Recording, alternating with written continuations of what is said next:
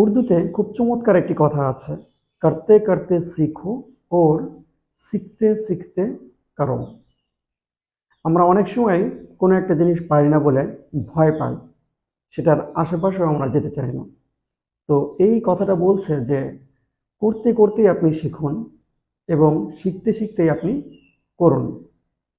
কারণ প্রত্যেকটা ব্যক্তি তো একসময় কোনো একটা কাজে আনাড়ি ছিল, সে কাজটা সম্পূর্ণ নতুন ছিল, এটার কিছুই বুঝতো না। তো আপনি কি পারেন না এটা নিয়ে ভয় পাওয়ার দরকার নাই। আপনি করতে করতে শিখে ফেলবেন, বা আপনি শিখতে শিখতেই তো করে ফেলাটা শিখবেন। যে কোনো কাজ যখন আপনি দরকারি মনে করবেন, উপকারী মনে করবেন, জাস্ট শুরু করে দেবেন এবং শেখার ধারাটা অব্যাহত রাখবেন এবং শেষ পর্যন্ত লেগে থাকবেন।